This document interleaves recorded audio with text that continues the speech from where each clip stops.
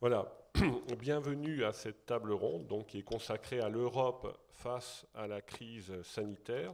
Alors, je présente d'abord mes camarades, en quelque sorte, qui vont opérer avec moi.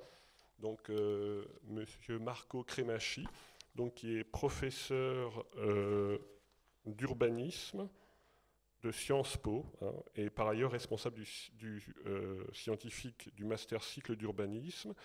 Et à ma gauche, donc Thomas Lacroix, qui est chargé de recherche au CNRS. Oui.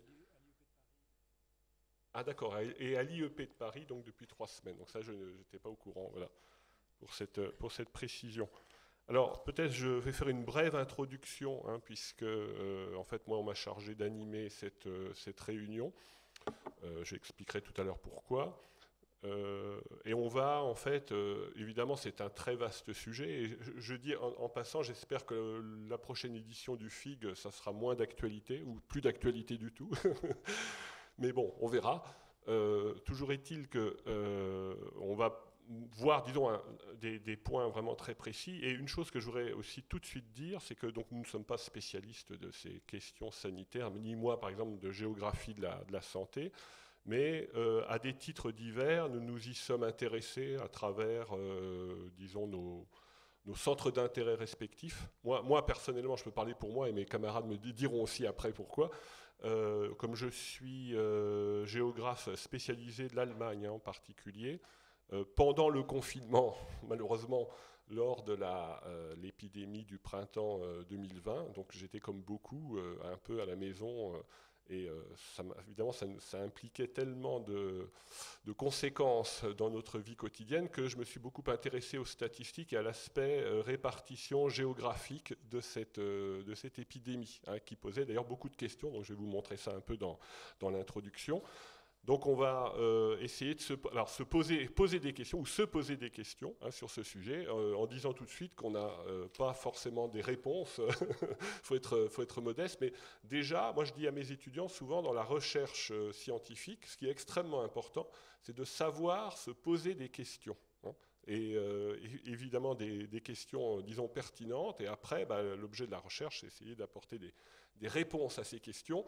Mais vous imaginez bien, hein, que sur ce sujet-là en particulier, tout le monde voit bien qu'il y a beaucoup de ces questions qui se posent, qui restent pour le moment sans réponse, hein, et on peut espérer que dans les mois ou les années à venir, on aura un certain nombre de réponses, en tout cas plus assurées, au-delà un peu des théories, hein, qui peuvent être véhiculées de ci, de là. Alors, un bon site d'information, moi, que j'utilise et pour lequel je vais vous présenter quelques graphes, vous savez, c'est un site que vous trouvez très facilement qui s'appelle Our World in Data, qui propose des données sur d'ailleurs pratiquement tous les sujets, hein, démographie, énergie, économie. Donc là, pour le Covid-19 à proprement parler, ils produisent alors non seulement ils mettent les statistiques en graphes finalement et aussi en cartes d'ailleurs. Et ce qui est extrêmement intéressant, c'est que effectivement, vous pouvez les télécharger très facilement et faire des comparaisons aussi, par exemple, entre tel ou tel pays. Donc, ce qui est frappant, puisque là, on parlera donc exclusivement du cas européen, hein, bien entendu, et encore, bon, on sera obligé de se centrer sur un certain nombre de thèmes bien précis. Eh bien, là, par exemple, c'est des graphes qui montrent pour 4 pays européens. Donc le Royaume-Uni en rose, l'Italie donc qui est en vert ou bleu, oui plutôt bleu, la France en marron et l'Allemagne en vert. C'est en fait le nombre de décès par million d'habitants. Donc depuis le début de l'épidémie. Alors c'est très intéressant dans ce site parce que c'est des moyennes en fait lissées sur 7 jours. Donc c'est pas comme les statistiques des organismes de santé. On vous dit tel jour, vous savez, voilà, il y a eu tant de morts aujourd'hui, mais c'est ça en fait, ça dépend évidemment de tout un tas de paramètres. Donc c'est beaucoup mieux d'avoir en fait ces moyennes lissées, hein. Et donc ce qui permet de voir en fait de suivre les épidémies successives, hein, auxquelles on a été confronté. Donc depuis le printemps 2020, on voit la première pointe à gauche, puis après celle de l'automne 2020. Alors, vous voyez, avec je n'entre pas dans les détails, mais vous avez évidemment des pointes qui sont plus ou moins marquées suivant les pays. Mais alors, il y a une certaine, dans la chronologie, il y a une certaine correspondance, mais on voit aussi qu'il y a des décalages hein, entre le Royaume-Uni, par exemple, et puis la France, hein, justement. Donc, voilà, déjà, c'est des questions, ça, en soi. Après, alors, oui, une chose qu'on a remarqué, c'est que, évidemment, face à cette épidémie, hein, donc c'est un centre d'intérêt majeur, il y a eu des réponses qui ont été apportées par les pays européens, donc on peut dire des réponses nationales finalement, même si on s'est plus ou moins imité. Donc il y a eu des mesures très coercitives qui ont été mises en place donc en Italie, mais en France aussi, en Espagne par exemple, et voire même en Allemagne hein, d'ailleurs. Alors avec des calendriers d'ailleurs qui étaient un peu des calendriers nationaux, hein, on a fermé les frontières. Mais tout le monde n'a pas fait la même chose finalement. Hein, il y a l'exemple de la Suède hein, qu'on cite souvent, qui a eu un chemin particulier et qui finalement a pris très peu de mesures, j'allais dire, coercitives. Et quand on regarde le déroulement de l'épidémie, donc là j'ai mis en parallèle, donc la Suède apparaît en marron et l'Allemagne en vert, et c'est extrêmement frappant de voir vraiment la correspondance hein, entre les courbes. Alors, la grande différence, c'est l'intensité, la mortalité est beaucoup plus forte en Suède lors de la première épidémie hein, du printemps 2020, un peu comme en France quelque part. Par contre, lors de l'épidémie de l'automne 2020, comme vous pouvez le voir, puis même après, il y a une sorte de petite bosse encore vers le mois de mai-juin, ben vous voyez que les courbes sont pratiquement, pas parallèles, parce que ce n'est pas des droites, mais grosso modo en correspondance. Hein, et c'est assez étonnant, donc c'est aussi une question. Finalement, l'Allemagne, elle, a pris des mesures coercitives pendant toute cette période, hein, de lockdown, comme on dit, de confinement, etc. La Suède, pas du tout. Ben, finalement, quand on regarde la mortalité pour l'automne 2020 et 2021, finalement, on ne voit pas vraiment, j'allais dire, de différence. Hein. Alors, j'avais remarqué ça parce que quand on regardait par contre le déroulement de l'épidémie entre la France et l'Allemagne, ça ne correspondait pas comme ça ne se superpose pas, alors que là les deux se superposent. Donc c'est étrange, voilà, c'est une question à laquelle je n'ai pas de réponse, hein, je le dis tout de suite, mais je crois que voilà, un peu, on en est encore à faire un certain nombre d'observations comme ça, étonnantes parfois, hein, semble-t-il, puisque quelque part, on se demande dans quelle mesure ce qu'on appelle les mesures sociales ont un effet, quel est l'effet finalement de ces mesures sur le déroulement des épidémies, et puis donc en l'occurrence ici même la mortalité. Alors là j'ai mis le cas des pays du Sud, alors j'ai mis France, Espagne, Portugal, hein, donc l'Espagne est en vert, le Portugal en rose et la France en marron. Alors, vous voyez, il y a aussi des choses comme ça curieuses, c'est-à-dire que lors de la première épidémie du printemps 2020, le Portugal a été finalement peu touché, hein, c'est ce qui avait été remarqué, par rapport à l'Espagne en plus, donc tout à fait à côté. On sait à quel point l'Espagne a été touchée pendant la première épidémie. Et puis alors par contre, en février 2021, c'est la pointe du Portugal est extrêmement élevée, hein, et pas celle en Espagne ou en France. Donc, vous voyez, ça aussi, c'est assez curieux. Et effectivement, je ne vous donne que quelques exemples hein, parmi d'autres, mais quand on commence à comparer finalement le déroulement de l'épidémie et ses effets dans les différents pays européens, on voit plein de choses comme ça, moi je dis étranges, enfin des choses curieuses en tout cas, qui posent des questions et auxquelles on n'a pas vraiment de réponse à apporter. Alors, ce qui est aussi frappant dans le cas de l'Europe, alors l'Europe, quand même, a été une partie du monde très touchée, hein, en termes notamment de mortalité par million d'habitants, hein, par rapport à la population. Donc quand on met, là j'ai mis tous les pays européens, pas seulement de l'Union européenne, hein, j'ai mis aussi la Russie, la Serbie, enfin tout ce qui est en Europe, disons, incontestablement. Je les ai mis par rapport au bilan qu'on peut faire là au 23 septembre 2021, depuis le début de l'épidémie. Donc les taux de mortalité hein, qui sont estimés en millions d'habitants. Donc en rouge, c'est les pays où ces taux sont les plus élevés, donc avec des taux qui dépassent 2500 par million d'habitants, hein, donc ça fait 2,5 pour 1000.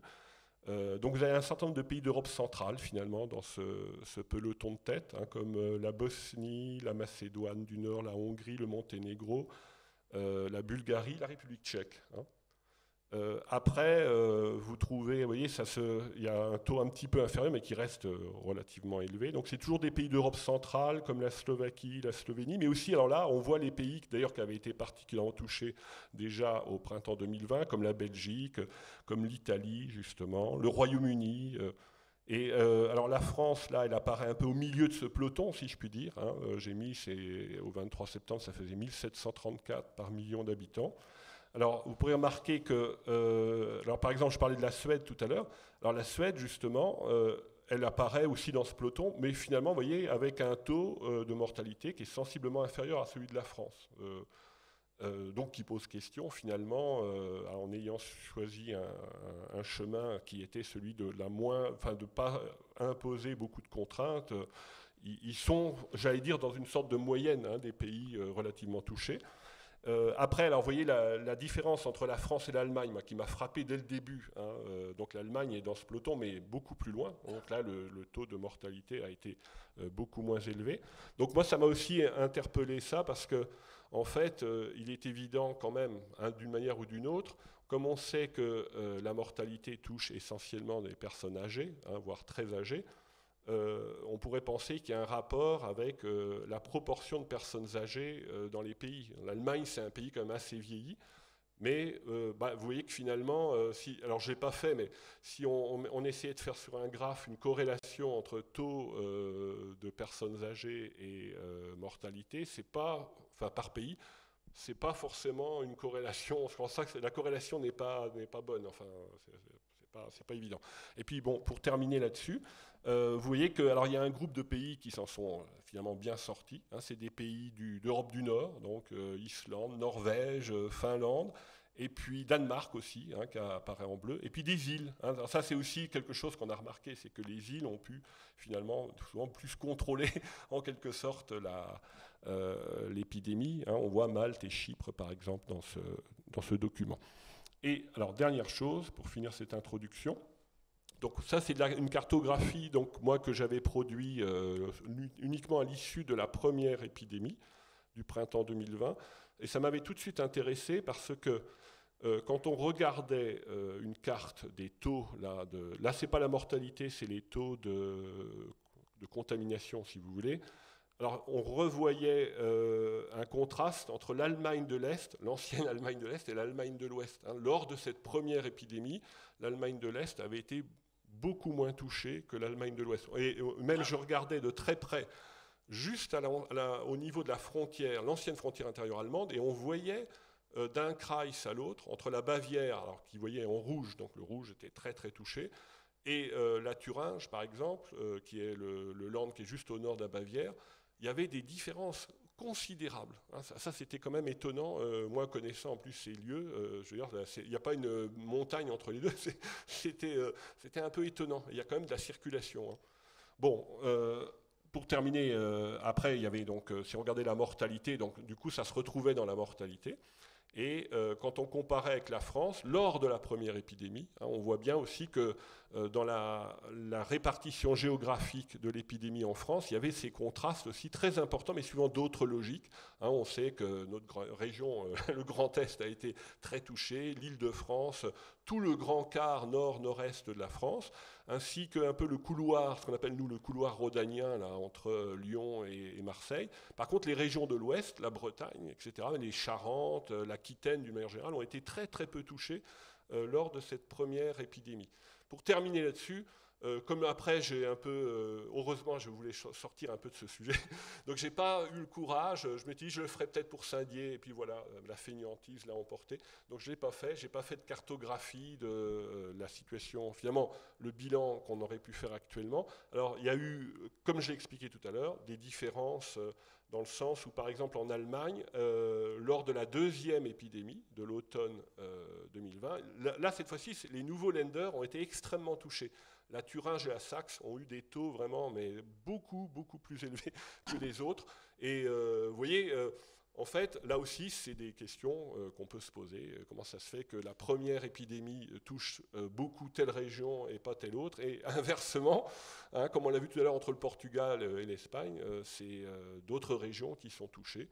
Donc ça, c'est des questions vraiment géographiques, hein, mais pour lesquelles, bon, pour le moment, on n'a pas vraiment de réponse. Voilà, j'arrête cette longue introduction pour passer tout de suite après la parole à mes collègues. Alors, j'ai une série de questions, donc peut-être d'abord à Marco Cremacci, hein, qui porte justement alors, un peu sur ces, en lien avec ce que je viens de montrer, c'est-à-dire que par hypothèse, finalement, on peut se demander si l'intensité de l'urbanisation, hein, on sait à quel point les gens ont été un peu malheureux avec le confinement dans les régions métropolitaines, donc dans quelle mesure la densité d'urbanisation a-t-elle pu influencer les inégalités observées dans l'impact de la pandémie? Et puis une question qui est liée à cela, c'est-à-dire que est-ce qu'on peut repérer des différences liées à l'urbanisation entre les pays européens, finalement, avec des traditions urbanistiques contrastées? Voilà, Marco, si vous pouvez... Merci, oui. La question me permet aussi de préciser d'où je parle, parce que comme j'ai précisé des aides au début, je ne suis pas spécialiste ni épidémiologue en particulier. Donc, un peu géographe, un peu urbaniste, d'accord. Mais je viens d'une ville, petite ville en Italie, qui a été la plus frappée par la première vague du Covid de Bergame. Donc, l'intérêt que nous tous, pendant le premier confinement, un peu neurotiques, un peu non, sous la pression des événements, l'intérêt que nous avons porté pour les statistiques, c'était aussi un intérêt, disons, géographique du point de vue de la provenance. Alors, et l'effet, c'est que Bergame n'est pas une métropole. C'est tout sauf qu'une métropole. Fait partie de la grande conurbation métropolitaine milanaise. On ne peut pas le dire à mes concitoyens, évidemment. Mais fait partie de cette région urbaine, mais c'est plutôt à côté, c'est vers les montagnes, c'est une vallée industrielle en plus. Une industrie, il faut rappeler ça, plus voisine au modèle allemand qu'au reste d'Italie. Donc on est vraiment dans un espace géographique et d'habitude de vie qui est plutôt étrange par rapport au modèle métropolitain. Alors ça c'était ma curiosité et la réponse c'est qu'en effet il était un foyer, il y a eu 2 foyers en Lombardie pendant la première vague. Les 2 étaient liés à des liens de mobilité internationale. Ces 2 régions-là étaient connectées par des circuits de voyage en avion, évidemment, mais des connexions des réseaux globales, disons, dans les domaines de l'industrie délocalisée. Donc, il y avait des chefs d'entreprise, mais pas de la moyenne entreprise, hein, des multinationales localisées dans ces périphéries urbaines, qui voyageaient entre la Chine, donc Wuhan, qui revenaient pas à Milan, mais à Bergamo ou à Lodi, l'autre épicentre, et qui ont, en effet, on a reconstruit à rebours, on a amené, au moins ça c'est une des possibles hypothèses, le début de l'infection. Et tout ça s'est multiplié parce que ces gens-là, mes concitoyens, ils ont le 3e aéroport d'Italie. C'est un aéroport de Ryanair, donc ce n'est pas les plus importants en termes de connexions, mais c'est classiquement l'aéroport qui vous mène en vacances dans les pays éloignés.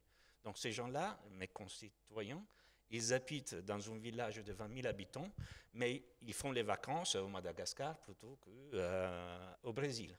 Et ils voyagent tout le temps avec les avions à bon marché que vous connaissez.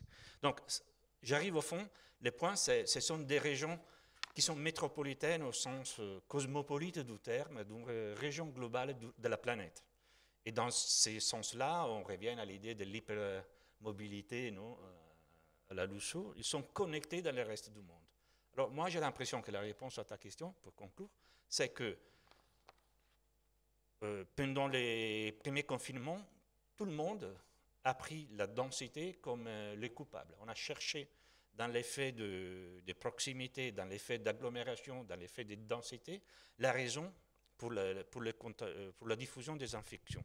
Mais finalement, pendant le temps qu'il a fallu de comprendre la géographie de l'épidémie, on a mis au centre plutôt l'idée de connectivité. Donc c'est les modèles du réseau qui se spatialisent à un certain moment et qui assument la forme de régions différentes et variées. Ça explique aussi les foyers dans les nord-est à Mulhouse et bien d'autres choses.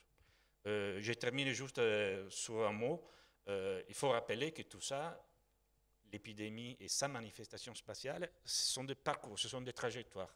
Et nous tous, nous avons découvert des premiers phénomènes qui se sont répétés ou pas dans les deuxièmes étapes, en termes aussi d'apprentissage et en termes aussi de modification des comportements.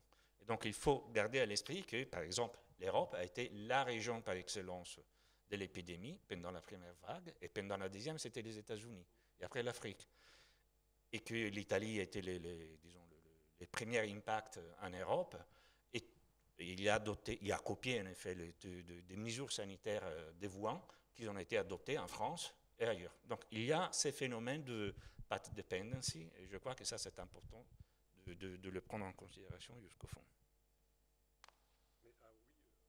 Prenez le micro là, Thomas. Oui, je peux qu'abonder. Hein. Alors moi, je suis également très loin des problématiques de santé d'habitude. Je suis plutôt géographe des migrations. Et comme Michel, en fait, mon intérêt scientifique a été piqué pendant ce confinement. Parce que, vous savez, l'une des raisons, au-delà effectivement de la dimension émotionnelle, de la dimension du vécu subjectif de cette pandémie, il y a un intérêt purement académique et scientifique dans cette pandémie. Vous savez, les sciences expérimentales, souvent, elles nous regardent un peu de travers, parce que nous, contrairement à eux, on ne peut pas mettre notre objet d'étude en éprouvette. Et donc, on se débrouille comme on peut. Mais là, pour une fois, c'est peut-être la première fois, en tout cas, moi, de mon vivant académique, qu'on a le monde entier qui est soumis au même stress totalement uniforme, le même virus, le même stress qui va avoir des effets différents, et on peut mesurer ces effets, on les observe, mais on ne sait pas encore pourquoi il y a des effets différents avec le même stress identique partout dans le monde. Et on est en train effectivement de réfléchir à ça. Alors moi, je ne me suis pas penché sur le site internet avec des données dessus. Ce que j'ai fait par réflexe purement professionnel, c'est que j'ai commencé à collecter toutes les coupures de presse que je trouvais sur internet qui parlaient de la problématique Covid et migration. Et j'ai rassemblé ces coupures de presse tout à fait de façon complètement autonome sur un média social qui s'appelle Synthese et qui fait un peu pour ça. Et j'en ai tout de suite parlé à mes collègues et qui ont trouvé l'idée super. Et du coup, on était une première collègue de l'IRD qui m'a rejoint, qui m'a dit moi je m'occupe de l'Afrique. Une deuxième qui arrive, qui dit mais moi je m'occupe des questions de santé mentale, tout donc Covid, migration, santé mentale. Ensuite, et puis finalement, on était une dizaine à travailler, à rassembler nos coupures de presse tous les jours avec nos alertes. Et au total, on en a récupéré à peu près 4000 sur l'ensemble de la première pandémie, au printemps jusqu'en juin, juillet 2020. Et à partir de là, on a commencé à travailler avec nos savoir-faire de géographe, à essayer de cartographier un peu ce qui se passait. Malheureusement, je ne pouvais pas vous montrer tout de suite ce qui... Voilà, mais par exemple, on trouvait des thématiques à partir d'une analyse des textes de journalistes, quelles étaient les thématiques saillantes qui émergeaient. Et l'une d'entre elles, par exemple, c'était la question du camp. Des camps de rétention et plutôt des lieux d'enfermement, de mise en quarantaine, etc. Et donc on a cartographié dans le monde ce qui se passait avec des temporalités différentes, et on voit petit à petit se dessiner une géographie de la migration, une géographie de gestion des migrations. Par exemple, on voyait que ce qui était concerné en termes de lieux d'enfermement en Europe et en Amérique du Nord, donc dans les principaux pays d'immigration, c'était plutôt les centres de rétention, donc des centres coercitif, hein, de restriction de liberté coercitive. Par contre, c'était en Asie, en Inde, en Afrique, on parlait plutôt de lieux de mise en quarantaine. Hein. On ouvrait des centres, des salles, etc., pour permettre aux migrants qui étaient là. Vous avez peut-être on a tous entendu parler des fameuses vagues de migrants indiens qui rentraient chez eux, qui venaient travailler dans ces villes indiennes, sur des chantiers, enfin, etc. Et voilà. Et cette pandémie a rendu visible toute une série de dynamiques qui habituellement nous est complètement invisible. Par exemple, on s'est mis à parler partout dans le monde, en Europe, en Allemagne, aux États-Unis, au Canada et ailleurs, des abattoirs, hein, des meat processing plants, donc les lieux les usines où on travaille la viande. Pourquoi ? Parce que c'était des endroits où les migrants, où la main-d'œuvre immigrée est très importante et où les conditions d'hygiène et de sécurité étaient très faibles. Et c'était des lieux, des foyers d'épidémies qui se sont déclarés un peu partout dans le monde. Voilà. Et personne ne le savait. Hein. Enfin, on n'avait jamais fait attention à ces lieux-là. Et ça nous a permis, comme ça, de pointer des dynamiques. Voilà. Et donc, l'une des choses que l'on a faites, donc ma collègue qui travaille sur l'Afrique s'est dit, tiens, moi j'ai des données sur les premiers cas importés dans les différents pays africains. Et elle a fait une carte comme ça, qui a importé les premiers cas dans tous les pays d'Afrique. Et c'est là qu'on a vu la diversité des situations. Alors, on pense circulation, migration. Non, en fait, là, il s'agissait soit de commerçants, soit de touristes, évidemment, soit de personnes travaillant dans des organisations internationales. Par exemple, en Éthiopie, qui est un haut lieu où se concentre tout un tas d'organisations internationales, c'était un des fonctionnaires d'une organisation internationale qui a amené le Covid en Éthiopie. Et voilà. Et puis aussi des connexions qui étaient, par exemple, je ne sais plus dans quel pays, zut, j'ai un trou là, mais c'était un national du pays, donc un émigré qui était parti, mais lui était parti en Chine, il a ramené le Covid directement de Chine. Et donc on voyait aussi se décider les connexions entre ce pays et la Chine, alors que évidemment c'était pas quelque chose qui était a priori très connu. Et voilà. Et donc, en fait, ce que montrait cette carte, c'était la diversité des interconnexions mondiales, non pas seulement par la migration, mais par tout un tas d'interconnexions professionnelles, touristiques, etc., etc. Et juste pour dire, répondre un peu à ces voix qui se sont élevées pendant la pandémie en disant « oui, c'est bien de fermer les frontières », et de contrôler l'immigration, ça a aussi des répercussions sanitaires. Mais en fait, 95% des personnes qui franchissent les frontières en France, c'est des touristes. Hein. Et les migrants eux-mêmes, c'est moins de 5%. Hein. Vous avez aussi les circulations professionnelles qui sont extrêmement importantes. Je crois que c'est même moins de 1% en fait. C'est moins de 1%, les personnes, les migrants, hein, qui franchissent les frontières françaises. Et voilà, et donc ça permet aussi de prendre la mesure de cette interconnexion et de la diversité et de la complexité de cette interdépendance qui se dessine et qui a été révélée par la pandémie. Vous avez tous en tête la carte de ces foyers les plus importants de diffusion de pandémie dans le monde et la carte des connexions aériennes qui se superposent parfaitement à cette cartographie de la pandémie. Voilà. Finalement, Thomas, tu as précédé les questions que je devais poser, donc c'est bien. Alors, peut-être une autre question, alors je ne sais pas si c'est ce que tu devais montrer, mais finalement, dans quelle mesure les populations immigrées ont-elles été particulièrement affectées, celles qui résident en Europe, par la pandémie elle-même ou par les mesures coercitives décidées spécifiquement ? Peut-être une question difficile. Oui, non, enfin, c'est une question à laquelle on s'est tout de suite intéressé. Hein. Effectivement, dans l'ensemble des pays du monde, on a tout de suite vu des coupures de presse, en particulier dans les pays où on a des statistiques ethniques. Et on s'est tout de suite rendu compte que les populations noires, immigrées, étaient en proportion largement plus affectées que les populations résidentes. Et par exemple, alors j'ai en tête la Grande-Bretagne. La Grande-Bretagne, donc il y a à peu près 15% de la population qui est considérée comme Black Asian Minority. Donc noir, asiatique, Asian c'est l'Inde, le Pakistan, enfin le sous-continent indien. Voilà, donc c'est des statistiques du recensement britannique. Et donc il y a 15% de cette population-là.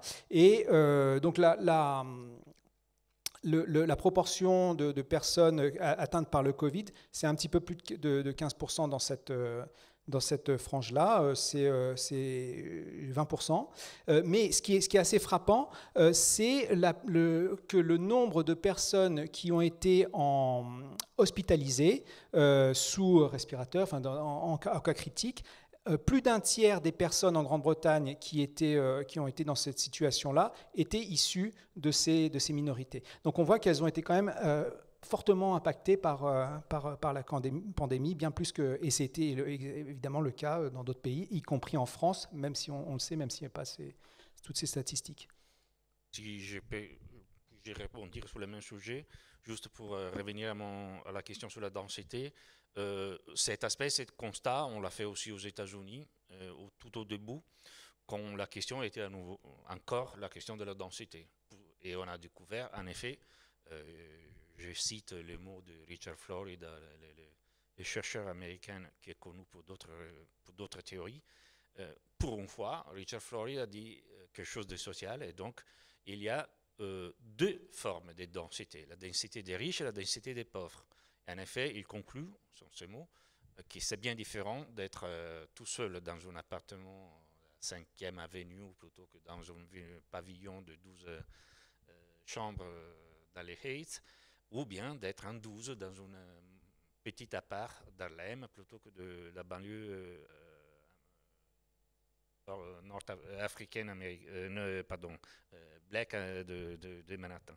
Donc, le point, c'est que on a souvent inculpé la densité en tant qu'elle d'un problème qui en effet était simplement social. Ça est devenu un peu plus clair dans la deuxième vague, quand les gens étaient déjà partis dans les suburbs, dans les pavillonnaires, et en même temps, la pandémie s'est répandue dans les autres pays. Ce qu'on a vu, par exemple, dans les cas européens.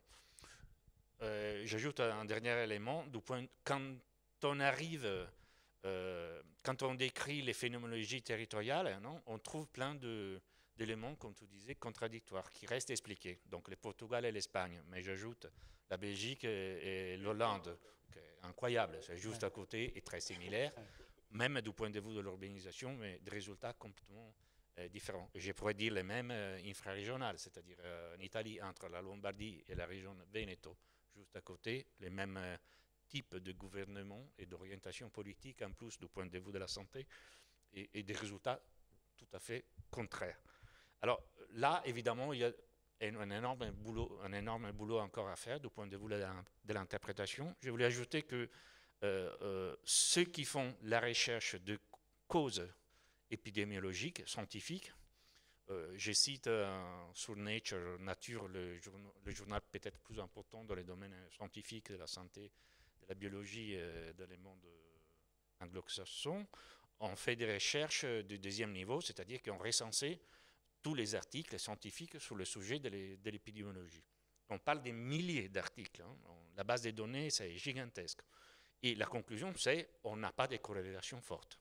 Donc, il y a plein de potentielles causes biologiques, etc.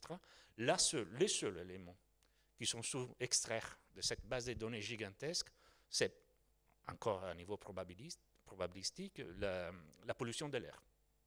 Donc, on est même dans un autre niveau, disons, de phénoménologie territoriale qui évidemment est liée à la forme de l'urbanisation, mais pas forcément aux aspects qu'on a évoqués jusqu'ici. Juste pour dire que, du point de vue des causes, on est vraiment encore dans la recherche des éléments déterminants.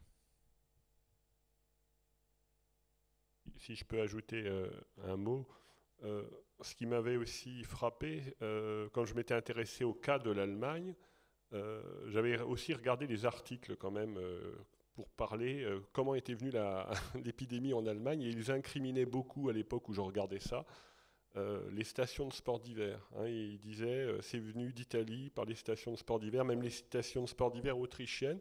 Et c'est vrai que quand on regardait, en fait, alors j'ai regardé aussi l'Autriche finalement, et ce qui était frappant, lors de la première épidémie, il y avait effectivement une très forte concentration quand même de cas. L'Autriche n'ayant pas été en moyenne si touchée que ça, mais alors là, le Tyrol par exemple, où il y a toutes les stations de sport d'hiver, le Vorarlberg, qui est juste à l'ouest, et c'est la même chose, était fortement touché. Et les Länder de l'Est de l'Autriche, alors c'est encore les Alpes, mais il n'y a pas de... Enfin, c'est pas très touristique en fait, donc il n'y a pas trop de stations de sport d'hiver. Ils étaient extrêmement peu touchés lors de la première vague. Hein. Et donc il y avait pas mal d'articles en Allemagne en tout cas qui incriminaient la circulation à travers les Alpes par les stations de sport d'hiver. Mais après, il y avait d'autres. Ça, c'était alors pour la propagation en Bavière, c'était même le débouché des Alpes le piémont des Alpes de Bavière finalement. Où on voyait le plus de cas. Hein, mais d'un autre côté, il y avait aussi après eu pas mal de cas en Rhénanie du Nord-Westphalie. Donc ça, c'est la région de Cologne.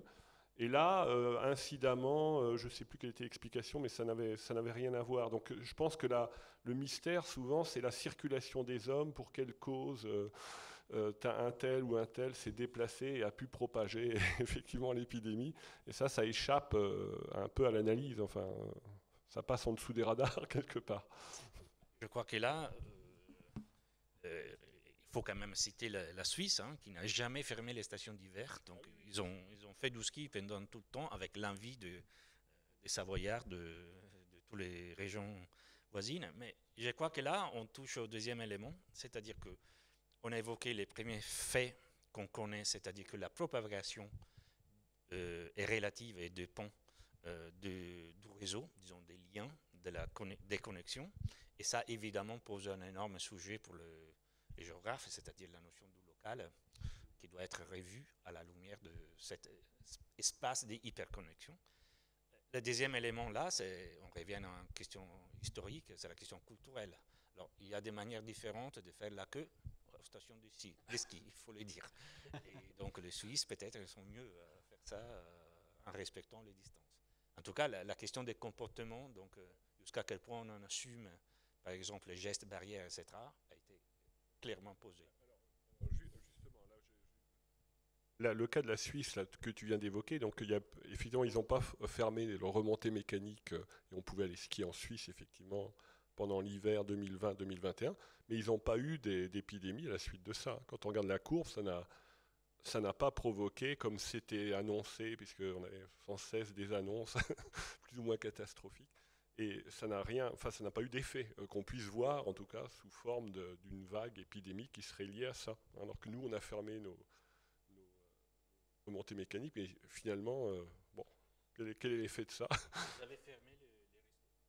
Les restos étaient fermés, voilà, c'est ça. Mais voilà, oui. Il n'y avait pas de resto, voilà, c'est ça. Là, pendant un moment, là, à la recherche du premier cas britannique, ils avaient identifié une personne qui avait fait effectivement du tourisme dans une station de sport d'hiver autrichienne, je crois, et qui était rentré à Bristol et effectivement qui avait contaminé 5 ou 6 personnes. Mais c'était pas lui en fait. Donc c'était pas lui, mais il s'est fait pendant plusieurs semaines, il s'est fait insulter par tout le monde.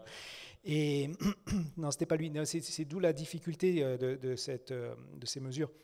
C'est qu'en fait, il est extrêmement compliqué de savoir qui est le premier cas. Hein. Et enfin, c'est ce qui s'est passé en France. Hein. On a refait des autopsies sur des corps qui étaient morts au mois de décembre et même novembre. Et ce qu'on prenait pour une pneumonie était en fait le Covid. Donc, c'est compliqué en Europe, en tout cas, de le faire, ce travail. Puisqu'on vous laissera la parole pendant une demi-heure, hein, vous pourrez poser toutes les questions que vous voulez, si tant est qu'on puisse y répondre. Comme on vous a dit, on n'a peut-être pas, pas tellement de réponses probablement, mais bon, peut-être, oui, dans les dernières questions, finalement, quel bilan on pourrait tirer, au moins provisoirement, de l'impact de la pandémie et surtout des mesures sociales qui ont été appliquées aux populations locales, leurs effets, et aux populations immigrées. Voilà, en fait. Oui. Alors, bon, moi, je me suis effectivement davantage penché sur la question des personnes immigrées. Et la population qui a été la plus complexe à gérer dans le monde, enfin, le monde, dans les grands états d'immigration, c'était la population sans papier. Et là, donc il y a eu, ça a été un défi au cours duquel un grand nombre d'États ont accepté de suspendre provisoirement leur politique à l'égard de ces populations sans papier, et avec une multiplicité de mesures, notamment proposées et encouragées par l'OMS eux-mêmes. Et notamment, la première mesure, c'était effectivement faciliter l'accès aux soins et l'accès aux services de santé de ces populations-là. Donc, faciliter. Donc, par exemple, le grand problème, c'était la correspondance entre, d'une part, les services de santé et, d'autre part, les services de police et d'immigration.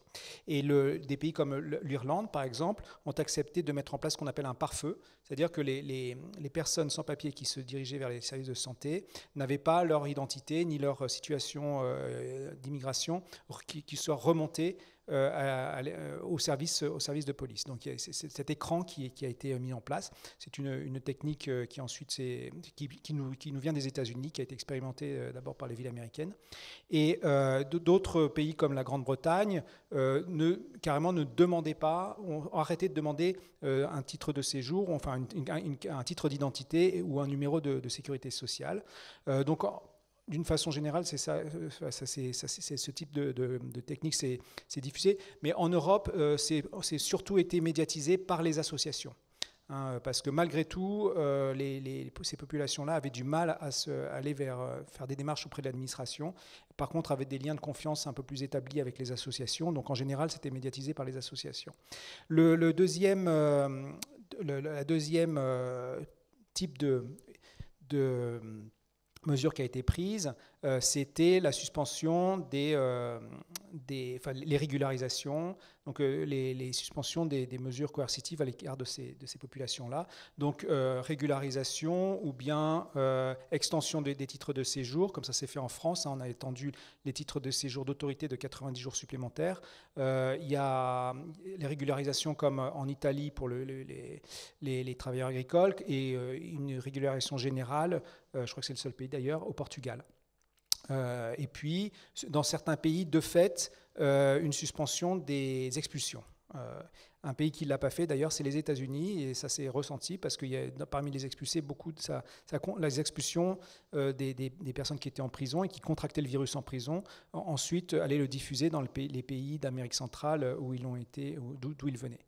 Donc, par contre, en Europe, ça ne s'est pas fait, assez peu. Enfin, il y a eu des expulsions, mais quand même moins nombreuses que celles des États-Unis. Voilà, donc accès aux soins, ensuite suspension de ces mesures-là, et enfin des mesures proactives comme pour essayer de fournir de l'alimentation, des refuges également à des populations qui étaient sans abri. Voilà le type de mesures qui est... Alors, pour savoir lesquelles ont été les plus efficaces, les plus efficaces, ça a été les régularisations. Parce que les autres mesures se sont heurtées, en particulier d'accès aux santé, à la santé gratuite et sans risque, se sont heurtées au manque d'information. Ces populations-là sont difficiles d'accès, ne reçoivent pas l'information, et du coup, ça avait quand même un impact assez limité. Alors, du point de vue de l'impact sur les villes et l'urbanisation en général, tout le monde ici connaît évidemment les conséquences du confinement. Nous sommes tous témoins. Et il y a un aspect évident qui a pris d'importance, pas encore suffisamment, c'est l'effet, disons, la sélectivité du confinement, qui a contraigné à la maison, disons, tous les travaux, ceux qui travaillent dans quelque manière de les travaux médiatisables, non, transmissables sur les réseaux, et par contre obligé ceux qui font des travaux à contact direct avec les gens plutôt que des travaux manuels, à continuer à s'exposer, en particulier pendant le premier confinement, au virus. Ça, évidemment, a été très fort et très frappant, et on dénonce des inégalités dont on voit les conséquences aujourd'hui, en termes aussi, honnêtement, de revendications salariales, plus que justifiées, par exemple, par les soignants. Mais je n'ai pas tout demandé ça, je pense que c'est évident, et j'espère que c'est un sujet aussi des présidentielles. Par contre, il y a quelque chose que je trouve un peu moins évident, mais peut-être sur le long terme plus important. Le premier élément, on a changé notre rapport avec l'espace public. Alors, l'espace public, surtout dans les modèles européens de la ville dense, c'est l'espace de frottement, que même l'économiste, même les néolibéraux pensent, ont accepté comme la dimension de la ville créative et la dimension de la ville des échanges, etc. Tout ça semble être terminé. Donc là, on est une exception, on est à distance, on garde les distances, mais tout ça vraiment a été endommagé énormément, et si vous prenez le temps d'y réfléchir, les écoles, les musées, les salles de sport, c'est l'héritage qu'on a du socialisme municipal du XXe siècle. Et tout ça a été fermé pendant longtemps et est encore sous les risques d'une régularisation, d'une restriction. Même plus l'espace public. Là, honnêtement, je pense qu'on est face à l'inconnu. Donc, c'est sûr qu'il y aura un processus de sécurisation de ces espaces. On va vers un contrôle beaucoup plus fin à travers tous les systèmes techno qu'on connaît aujourd'hui, télécaméras, etc. Mais jusqu'à quel point, si on reviendra vers un espace public tel qu'on souhaite, disons, surtout dans la littérature, moi, je pense que là, c'est une question ouverte. La deuxième question, qui est également importante, peut-être un peu plus évident, c'est le départ de la ville, qui a été célébré, encensé et même soutenu par le gouvernement. Donc, on a fait passer les messages. Les coupables, c'est la métropole. Il faut partir dans les villages.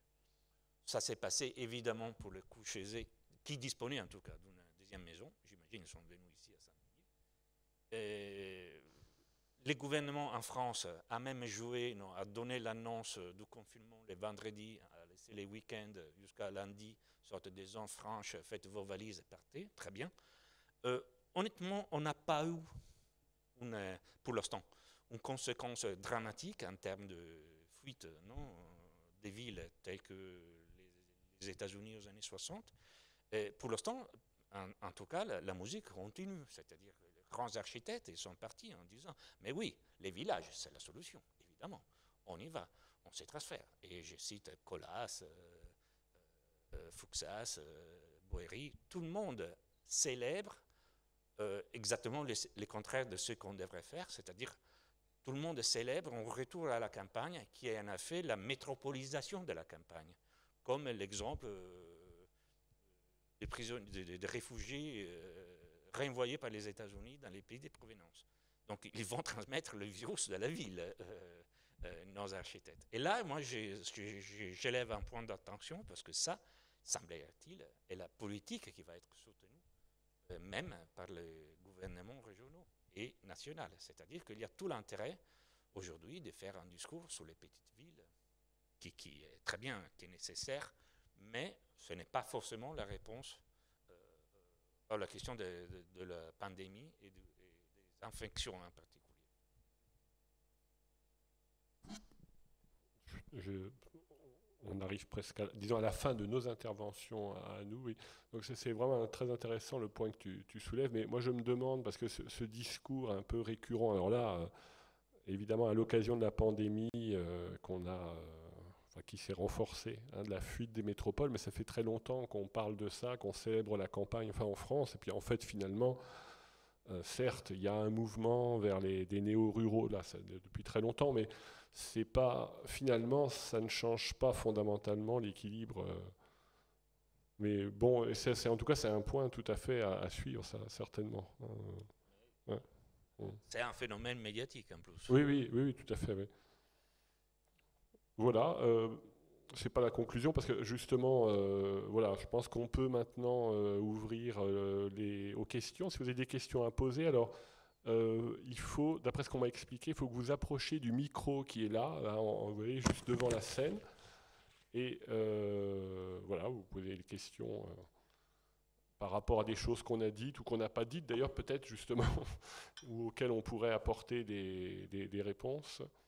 Si quelqu'un veut, vous levez la main et puis à ce moment-là, vous vous approchez du micro. Bah, madame au premier rang, ben voilà.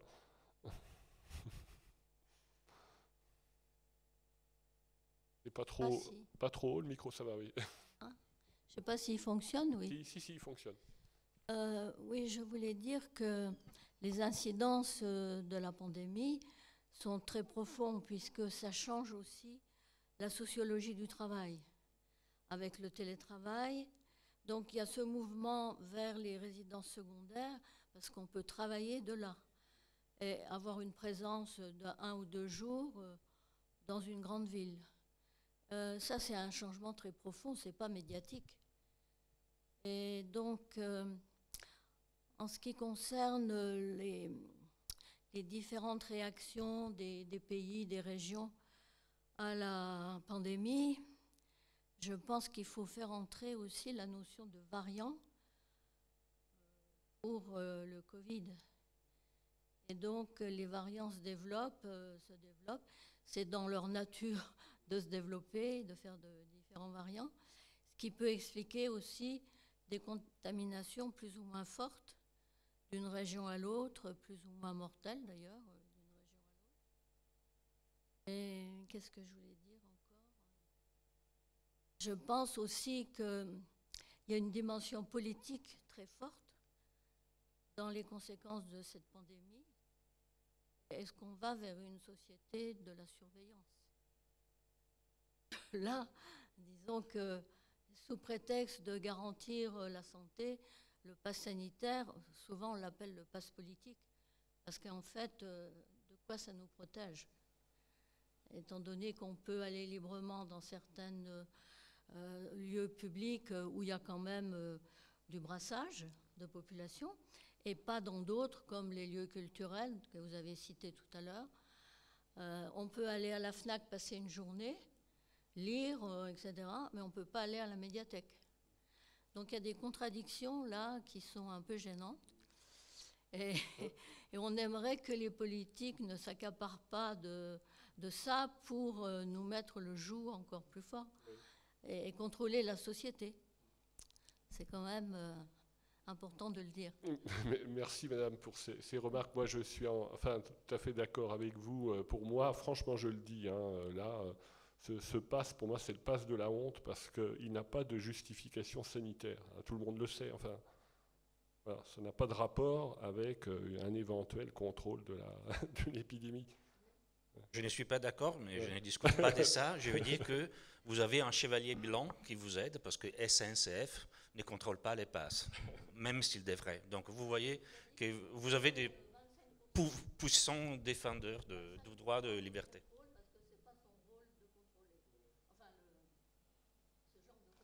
Moi qui suis universitaire, donc on a exclu de mettre le pass à l'université, Dieu merci. J'ai vu qu'en Suisse, c'est ce qui... non, c'est en Italie, mais en Suisse aussi d'ailleurs, qu'ils le mettent pour l'université, où j'ai mal lu, pour les étudiants, il me semble. Hein. Enfin bon, et franchement, ça c'est une chose, moi, je trouve tout à fait honteuse pour des pays démocratiques, surtout quand ça n'est... Même si c'était, alors j'allais dire, même si c'était justifié d'un point de vue sanitaire, je ne crois pas qu'on puisse faire, tel que c'est appliqué en France. Mais dans la mesure où en plus quand même l'efficacité, c'est le moins qu'on puisse dire, n'est pas du tout démontrée, alors c'est encore plus grave. C'est encore plus grave. Mais que les mesures sanitaires sous prétexte de la vaccination ne sont plus respectées. Oui, bien sûr. Les distances ne sont plus respectées. Il y a des endroits où il n'y a même pas de gel. Je veux dire qu'il y a une contradiction forte. Beaucoup de contradictions. Oui, Thomas. Oui, je voulais revenir sur votre première question, sur celle du télétravail. Et en fait, je crois qu'il est effectivement nécessaire, c'est une question qui en cache une autre, c'est celle de l'inscription de la crise liée à la pandémie, de la succession de crises qu'on a eues depuis 10 ans, c'est-à-dire depuis 2010. Donc il faudrait inscrire cette pandémie comme un événement dans un cycle plus long et dans une temporalité plus longue, et qui permet de mettre à jour une évolution de plus long terme de nos sociétés, de façon extrêmement profonde, vous l'avez dit. Et la crise de 2009-2010, c'était la crise du capitalisme financier, au cours de laquelle les organisations internationales et les États ont commencé à réfléchir, parfois à contre-cœur, à une régulation du système financier. Bon. Et là, ce qu'on voit, c'est pour la première fois depuis des décennies, un très fort interventionnisme de l'État, donc un nouveau rapport entre État et capitalisme qui se dessine.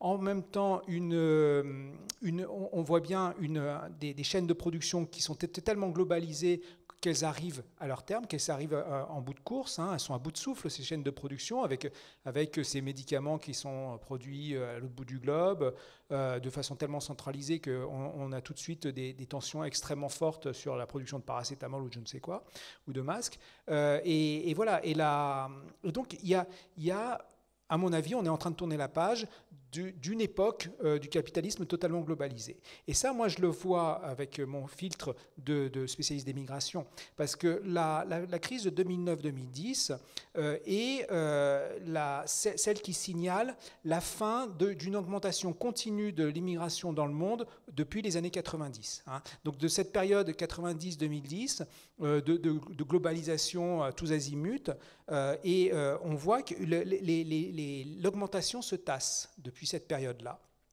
Et ensuite, donc, en particulier, une autre crise sur les questions migratoires qui s'est posée en 2015 avec l'arrivée de ces migrants de Syrie et du Moyen-Orient, qui a effectivement renforcé une tendance à la fermeture des frontières et qui s'est confirmée ensuite lors de la pandémie récemment. Et donc, vous avez... ce qui s'accompagne à cette fin structurelle de cette expansion des mobilités, ce cloisonnement de plus en plus fort des frontières au niveau politique. Et à mon avis, on est en train d'ouvrir une autre période de notre globalisation. Voilà. Ça veut dire un retrait ? À mon avis, oui, on se dirige vers plutôt une régionalisation des échanges, des flux et de cette interconnectivité. Hein. Régionalisation intra-latino-américaine, intra-africaine, intra-européenne, intra-asiatique. Voilà. Je rebondis sur ça, si je peux. Parce que la question sur le télétravail, c'est hyper importante et se croise avec la question de la éventuelle, potentielle régionalisation du monde. Et vous savez qu'on parle énormément aujourd'hui, en Europe en particulier, de la transition écologique.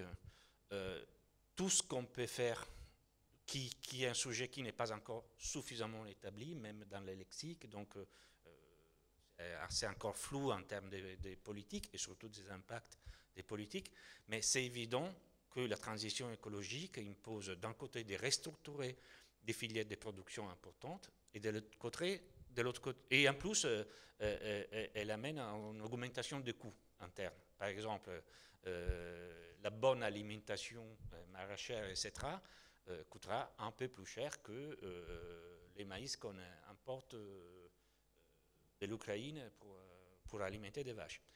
Mais tout ça donnera énormément de nouveaux jobs de nature très différente par rapport à ceux que la globalisation nous avait promis.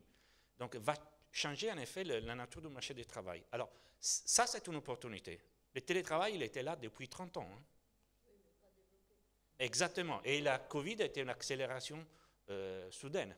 Mais du point de vue technologique, des potentialités, etc., il était là et en effet, n'avait pas été pris en compte par les ressources humaines de grandes entreprises. Donc, d'emblée, ils ont dû faire des changements d'orientation.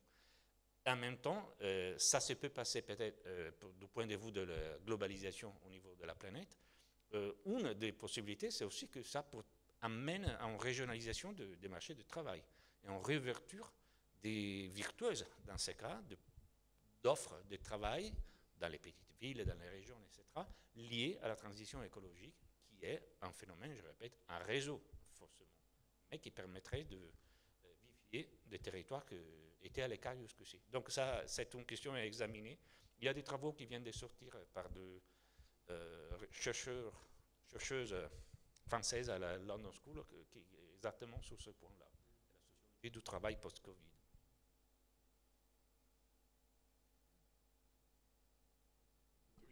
Oui, une autre question, voilà, parce que en fait, le jeu, c'est que vous posiez des questions ou que vous exprimiez sur le sujet.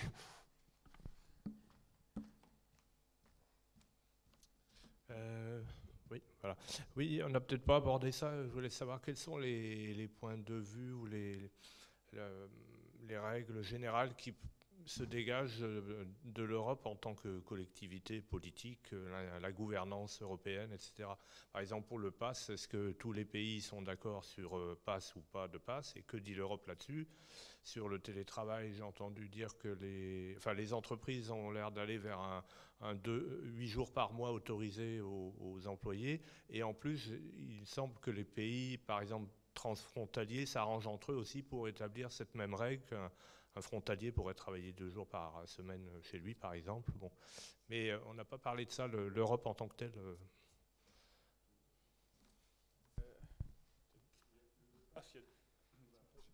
Il y a deux sujets. Enfin, il y a le pass pour la circulation entre les pays européens, par les avions, hein, par exemple. Et il y a le pass à l'intérieur des pays, finalement. Hein. Donc vous parlez peut-être plutôt du pass, l'usage à l'intérieur des pays.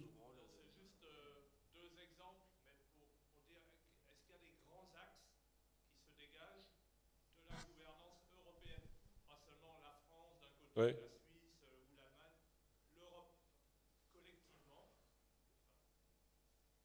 Ben, Pas seulement sur le pass ou sur n'importe quel autre sujet. voilà, là, ça c'est compliqué de répondre à ça. Sur les questions migratoires, il y a effectivement ce qu'on appelle le pacte d'asile et de migration qui a été signé et qui effectivement, à mon avis, la question migratoire, la politique migratoire va être l'une des lignes de force autour de laquelle va se construire l'Union européenne pour le meilleur et pour le pire. C'est un pacte qui est extrêmement restrictif, c'est le plus restrictif qu'on ait jamais eu, et qui surtout lie asile et migration, c'est-à-dire migration de travail et demandeurs d'asile. Donc c'est 2 migrations qui sont extrêmement différentes, qui ont des ressorts différents et qui sont traités de façon équivalente de plus en plus. Et là, oui, et puis je pense que ça va retransparaître aussi dans la campagne présidentielle, hein, ces questions migratoires, sauf en Allemagne, hein, apparemment, c'est pas pendant la campagne législative, c'est une thématique qui n'est pas sortie. En Italie aussi a baissé comme importance perçue. Ouais. Par contre, l'Europe, il y a une question qui émerge, que l'Europe, évidemment, a des compétences sur les marchés financiers, sur les transports aériens, et tous les aspects, disons, des réseaux qui lient la région Europe au reste du monde. Et par contre, elle a subi les politiques des États sur les confinements, etc. On n'a pas eu une politique homogène à niveau européen sur les restrictions. Les passes, c'est juste un détail d'homogénéisation post-factum, en effet, qui arrivait après. Mais tous les États ont pris des décisions assez différentes de fermer les frontières, par exemple. L'Europe revient en jeu en ces moments, on n'en parle pas trop en France, avec les pactes relance. Donc en effet, il y a 2 éléments nouveaux qui sont plutôt remarquables. D'abord, on a une certaine flexibilité sur l'endettement des États. Donc personne ne parle plus, c'est quand même dans les lois européennes, du 3% du déficit. À oublier, et d'où limite à la dette, la France, comme tous les pays, a multiplié la dette, on est au-delà de tous les accords. Donc là, on l'a congelé le sujet, mais évidemment, ça a changé la température des politiques européennes. Et deuxièmement, la Banque européenne et l'Union européenne vont mettre à disposition des milliards dans tous les pays. Donc en France, c'est une centaine, en Italie, c'est presque le double, mais vous voyez, la dimension, c'est incroyable. Et tout ça, par contre, est lié à des régulations, c'est-à-dire elle cible la transformation digitale surtout et la transition écologique. Et là, c'est très clair qu'on essaie de monter en puissance, d'utiliser la crise du Covid comme élément d'apprentissage pour changer la manière de produire. Est-ce que ça, c'est aussi un changement d'orientation politique? Donc l'Europe sort du parapluie néolibéral et entre dans une forme de néo-keynésisme technologique, orienté vers l'innovation technologique. Bon, on verra la réponse, je vous laisse choisir. Moi, je suis moins pessimiste sur les passes, sur tous ces aspects, donc je reste optimiste aussi sur l'Europe. Mais on est dans le con là.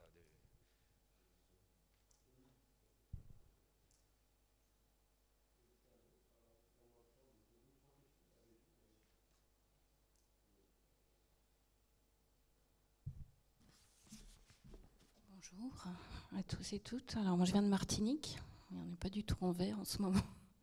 On est plutôt en rouge écarlate. Voilà, du 10 juillet, j'ai vu, d'accord. En fait, c'est plus un témoignage sur ce qui se passe dans l'île parce que on a un confinement encore, on est encore en couvre-feu, etc. Et on a plus l'impression aussi d'un surconfinement. C'est un confinement interne et puis un confinement externe puisque les mobilités ont été fortement impactées. Donc déjà, c'est vraiment une impression d'enfermement. Alors je ne sais pas s'il y a d'autres territoires qui ont été comme ça à ce point, bien sûr, d'autres territoires insulaires aussi. La Nouvelle-Calédonie est en train de complètement se refermer aussi. Donc ça, c'est un premier constat, un sentiment de surconfinement et d'enfermement qui a beaucoup affecté psychologiquement le territoire. Et puis autre chose qui a révélé, si ça l'était déjà pas précédemment, la vulnérabilité de l'économie de l'île, puisque là, vous êtes spécialiste des migrations. Donc on n'a plus de migration touristique, en tout cas plus massive, à part les migrations, on va dire, endogènes de la part des familles qu'on visitait cet été, mais qui, le 10 août, ont été priées de repartir. Donc on a un double effet, en fait, pas qui se coule du tout, à la fois de surconfinement et puis de renfort de cette vulnérabilité qui fait qu'on a un horizon. Alors j'ai beau être optimiste aussi en me disant qu'on va bien arriver à s'en sortir, même si le taux de vaccination est faible. Mais n'empêche qu'on a une fracture de la société aussi antillaise, martiniquaise, alors autour de la question de la vaccination, mais même plus globalement, le rapport au monde, avec vraiment des enfermements. Moi, j'ai remarqué, y compris autour de la part de mes collègues. Voilà. Je suis désolée, c'est pas vraiment une question, c'est plutôt un témoignage. C'est vrai que quand j'ai vu la Martinique en vert, je me suis dit, bon, on n'en est pas là, malheureusement. Mais oui, cette question des espaces insulaires et de leur spécificité, c'est une très très bonne question. Bon, on a pu penser à un moment que les espaces insulaires sortaient mieux, parce qu'on avait l'exemple par exemple de la Nouvelle-Zélande qui était érigée en modèle. Et dans la mesure, bon, sur un espace insulaire, c'est plus facile de maîtriser les circulations avec l'extérieur. On pensait que ça pouvait faciliter les choses. Juste pour redoubler votre témoignage, moi je l'ai vécu dans une autre île, ce confinement, c'était en Grande-Bretagne. J'habitais à Oxford.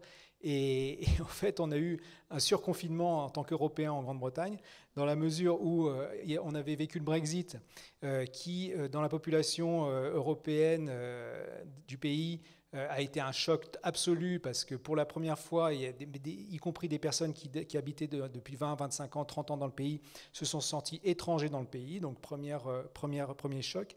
Et est venu à s'ajouter à ça le moment où la Grande-Bretagne a été coupée du continent, où le continent coupé de la Grande-Bretagne. Les Anglais voient plutôt ça comme ça d'ailleurs. Et nous, on ne pouvait plus rentrer sur le continent et on a vécu l'isolement, et même si le pays est grand, et cette double peine d'être étranger dans un pays où on est confiné. Et ça a généré des retours massifs dès que les frontières se sont rouvertes. Londres a perdu 10% de sa population. Il y a à peu près 300 000 Londoniens qui sont retournés sur le continent. Je ne sais pas pour le reste de l'Angleterre, mais ça vous donne un peu la mesure du choc de ce double confinement.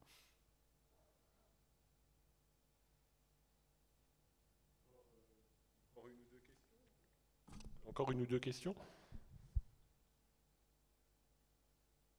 Non, pas de questions?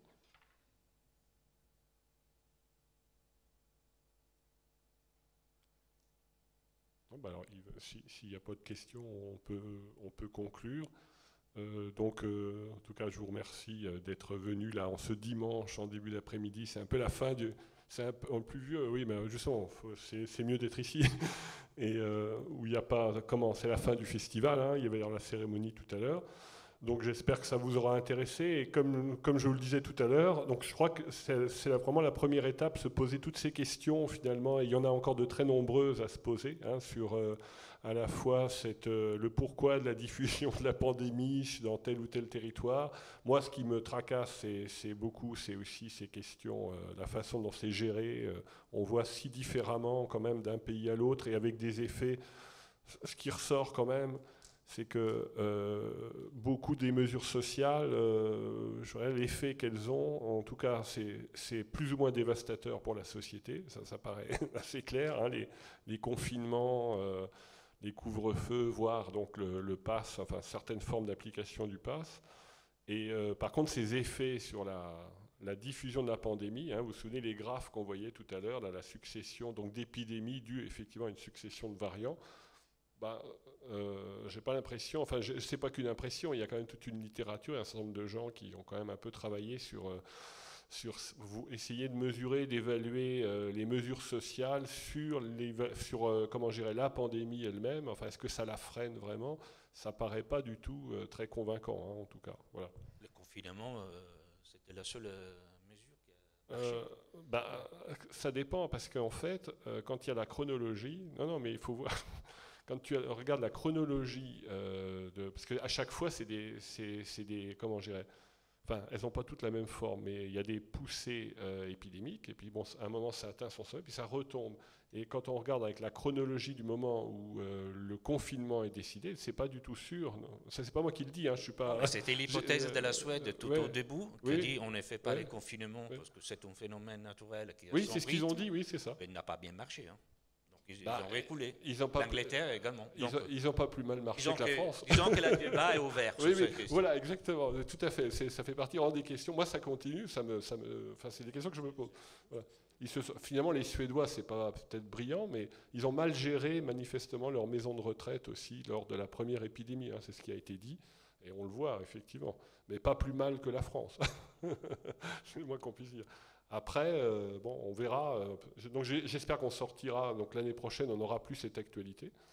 Alors, ça, c'est mon optimisme. Mais en tout cas, ça sera. Voilà, je pense que j'espère qu'on aura quand même un certain nombre de réponses entre-temps à toutes ces questions qu'on se pose encore aujourd'hui. Voilà. Oui.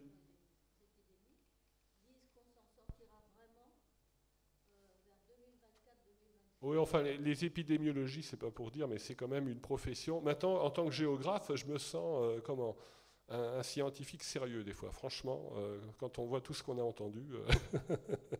Voilà. Merci à vous, en tout cas, et puis bonne fin de dimanche.